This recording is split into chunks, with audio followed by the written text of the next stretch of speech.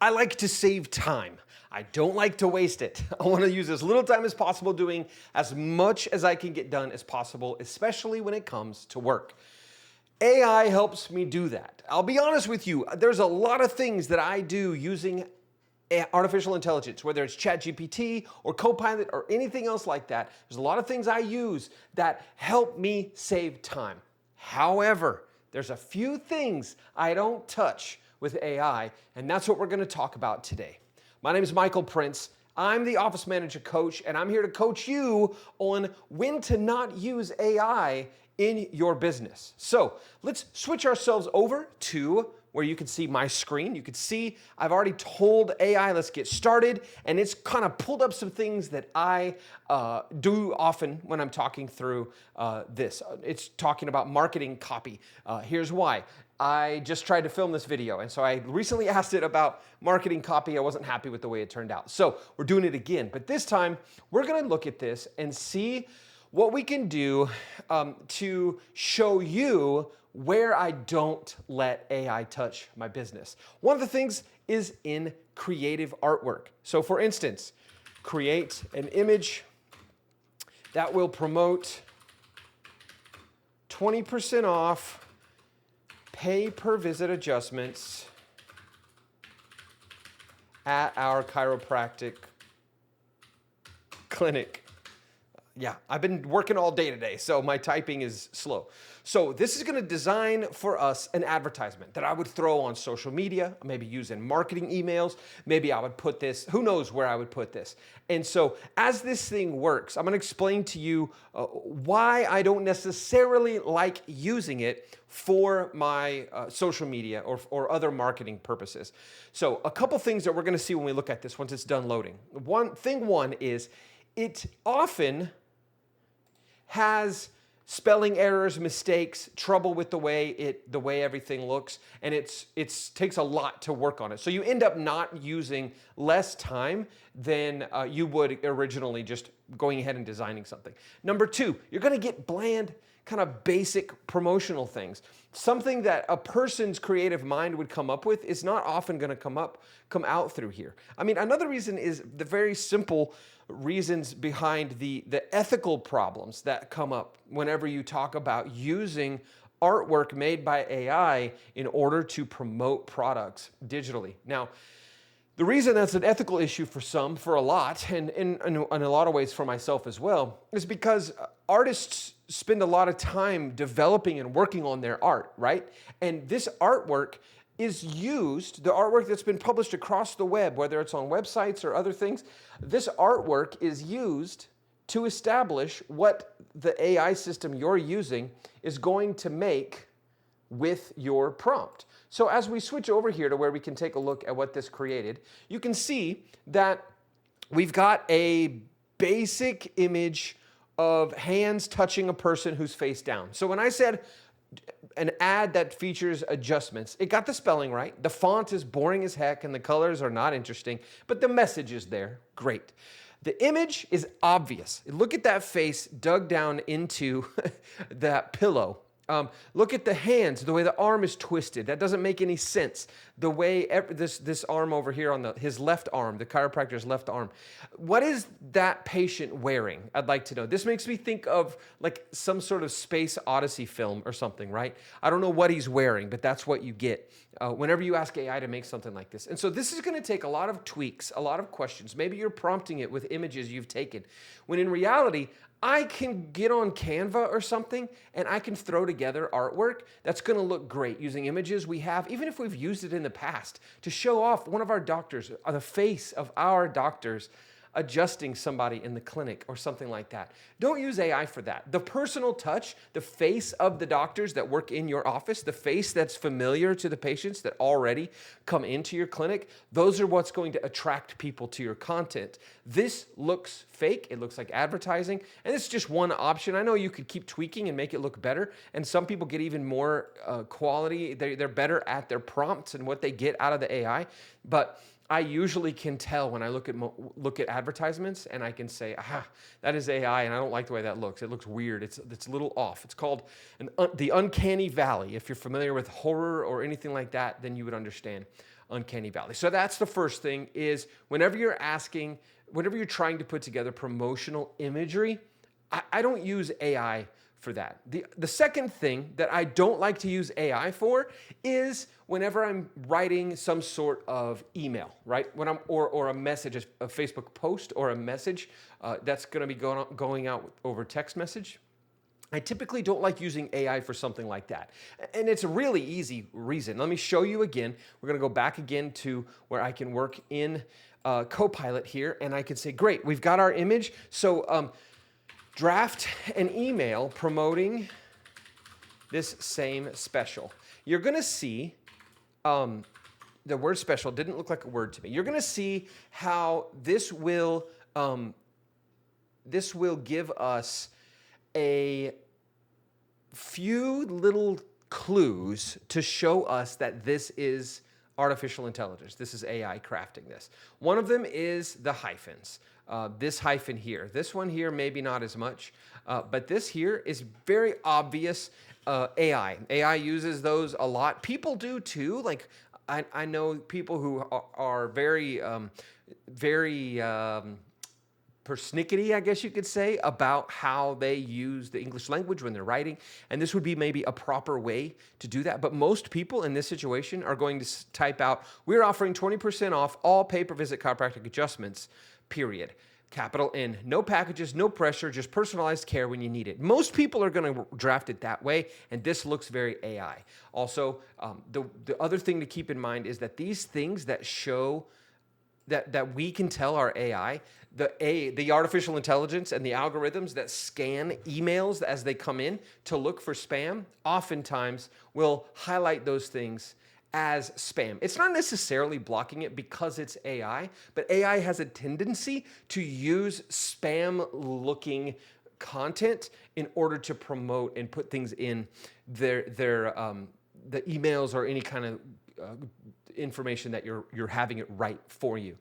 So let's get you feeling better. People don't talk that way. Your wellness, your way. That's pretty good. Feel the relief. Save 20% today. There's certain things that you could do. You could say humanize. And I've done this before and just tested it out. I drop it into an AI detector, and if you use the same AI detector to humanize it and then test it again, it's going to say it's 100% human. But then you put it in a different AI detector, and it's going to recognize that it was written by AI. And so that kind of thing gives us, and here it is, a warmer, more human version of the email. It feels like it's coming from a caring local clinic, not a corporate campaign. Let's get you feeling better. Your body deserves a reset. Body, life throws, not body, but life throws you a lot at your spine, long hours, whatever. Again, there's the hyphen. There's things that make it pretty obvious that this is AI. A lot of times, a lot of people, if the email gets to them, they'll read the email and then they'll say, that doesn't sound like my chiropractor, or that just sounds like marketing or whatever, instead of just writing something that sounds caring. We write educational emails for our office. They get something in their inbox every Monday. And whenever we send those educational emails, I write those myself because I want to use that to help them understand what the purpose is of our clinic. And no matter how much I have a chatbot or an AI service read our policies and procedures, scan over our website, look over our scripting, it's not going to feel or know the heart behind what it is we're trying to do in our office. And so that is another thing that I try to communicate by writing some of the things that we send to our patients myself. We write most of those things, not just me. I have a team that does that as well. So the third thing, the last thing that I want to just kind of highlight is copy for your website. So we're going to look at that real quick too. I'm going to tell it to write a blog post. Thank you. I always say thank you to the AI because when they take over someday, you want them to remember that you were being nice to them, right? Thank you. Please turn this into a 5-paragraph blog post that is SEO friendly. So we want it to be search engine optimized, search engine friendly. And it's going to have keywords like chiropractic adjustment, spinal health, pain relief. It's great. Paragraph 1, introduction. And I'm going to tell it, it's going to finish in a second. And I'm going to tell it, you can tell it, reformat this so I can copy and paste it, whatever you want to do. And so you copy this, you paste it directly into your website. You add maybe an image, and let's do this. It's like create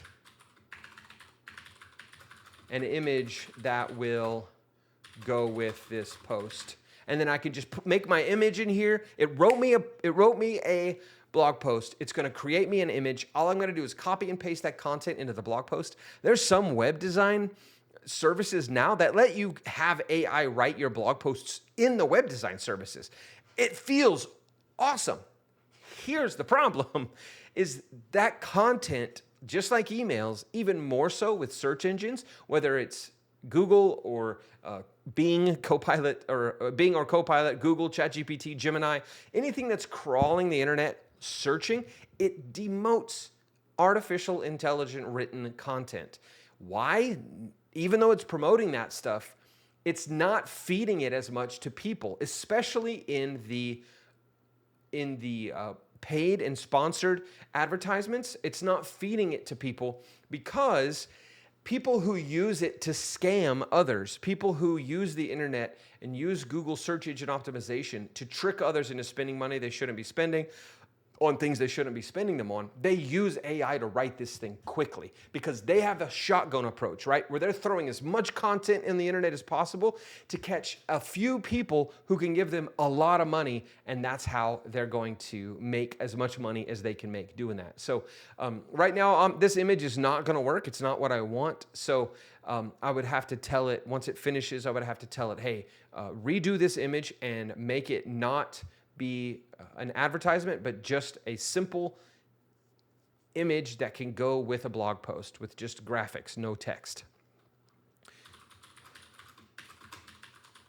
A graphic image with no text that will be, I'm not going to say graphic image because it's going to think I'm saying something it doesn't want to do, potentially. Change this to an image with no text that will be used as the blog post thumbnail. So I'm not the best at writing prompts. It's still working, so I can't do it yet. I'm going to tell it to stop because I don't like it. I'm not the best at writing prompts. I mean, there's plenty of people that can teach you how to do it better. I definitely get what I want out of artificial intelligence by using it, by writing the prompts that I need. And I'm not writing to replace an artist. I'm not writing to replace a copywriter. I'm not using AI to replace people who have jobs in my office that are creative jobs. I use AI for different reasons, and that's probably another video to explain maybe 3 reasons why I do use AI in my office. If you want to see that, like this video. If you want to learn more about how to dig into what your office does and needs and how it works and what you can do to be more efficient that doesn't replace people who are creative or whatever, you can go to kmichaelprince.com or click the link in the description of this video, and you can learn about how I can help coach you through your practice or your clinic or your office, whatever it is that you do. I've worked at the clinic I work at for a number of years. I've worked in leadership for many years before that. We took this practice to over $1 million years for years in a row now for the first time ever. And so I'm wanting to kind of share that knowledge because it's mostly all about the efficiency and the organization of the office that helps do that. You could see it didn't like this image because it was considered unsafe. So I imagine because it was somebody getting adjustment or a massage and there was a lot of skin in the image as it was creating it. But that is the basics today of 3 things that I do not use AI for in my office and why I choose to do it that way. I choose to do the work instead when it comes to especially creative things because number 1, the ethics behind it, it just seems better to pay people to do creative work. Number 2, I know how a lot of the spam filters and SEO scrubbers go through and look at emails and the internet, and they see things they don't like when they see artificial intelligence a lot of times, and so they block it or it demotes it in your search results. And so to protect that from happening, to keep that from happening, write your own stuff, especially creative things. And in the meantime, don't forget to click that link below to learn about coaching, and we will talk to you on the next video. Thanks a lot. Bye.